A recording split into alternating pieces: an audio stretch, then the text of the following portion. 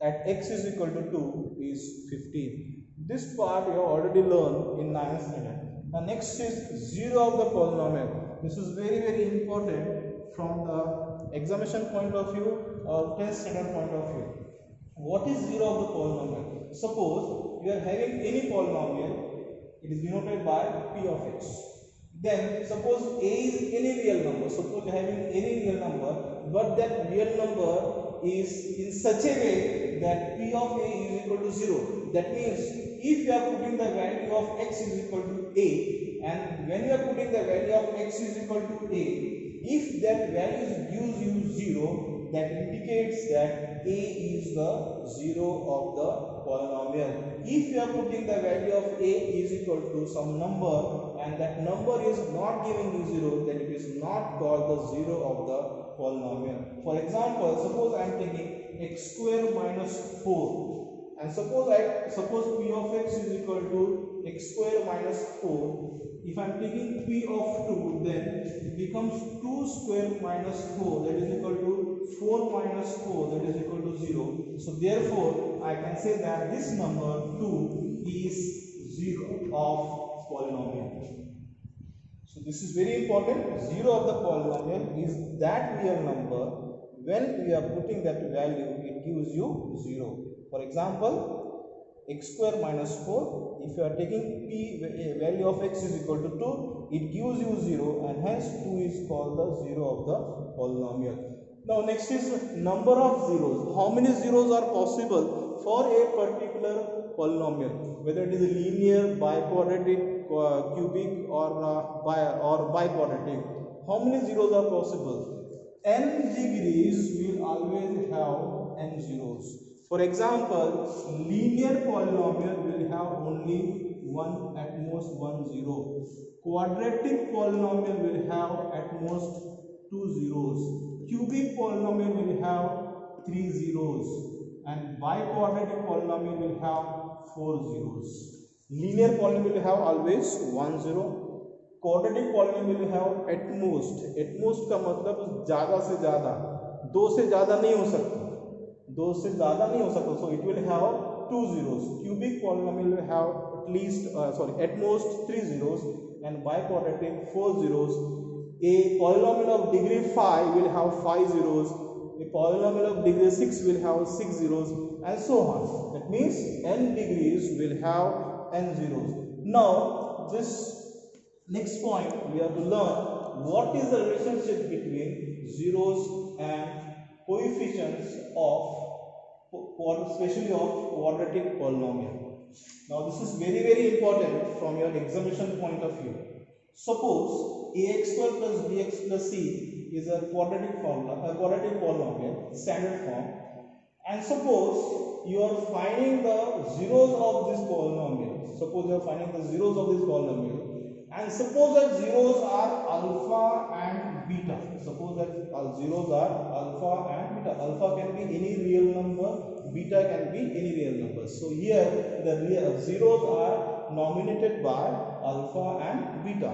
So if alpha and beta are the zeros of this quadratic polynomial, then the sum of the zeros is always equal to minus b by a. That means sum of the zeros means alpha plus beta is equal to minus b by a. What is this b? B is the coefficient of x. A is the coefficient of x square. So a, b and c can be directly obtained by comparing your given equation, given polynomial with the standard equation, and you can get directly the value of a, b and c.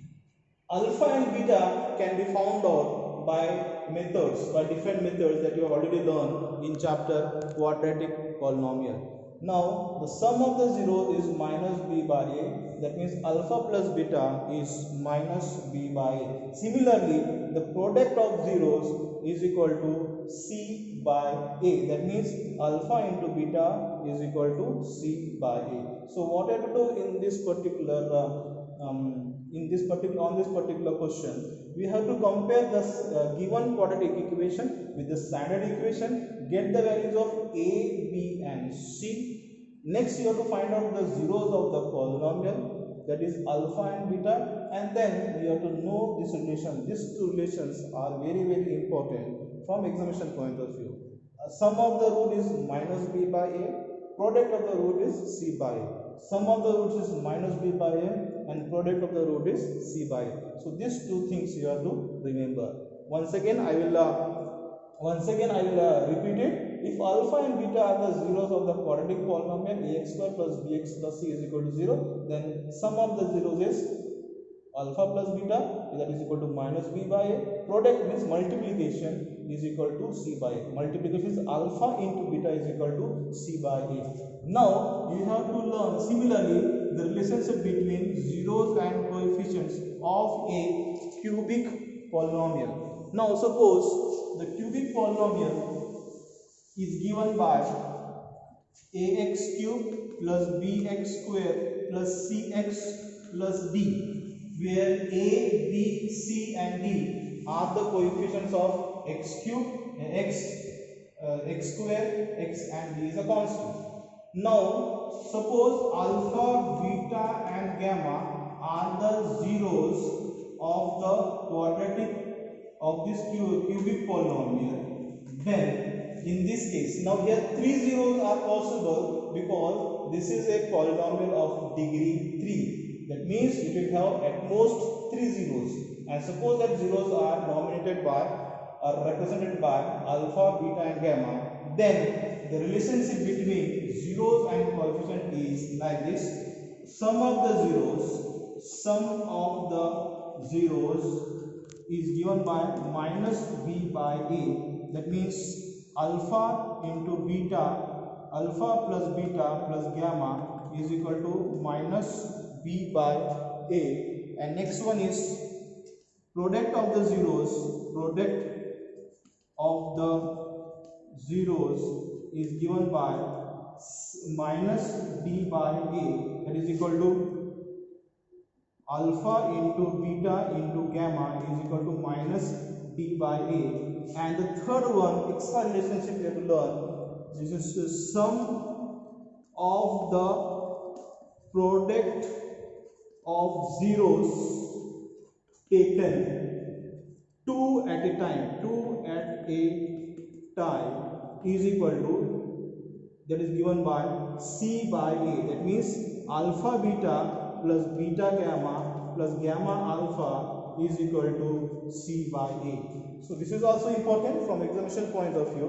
What is the relationship between zeros and coefficients of a cubic? We are learning about now cubic polynomial. Now suppose the standard form of cubic polynomial is given by ax cube plus bx square plus cx plus d.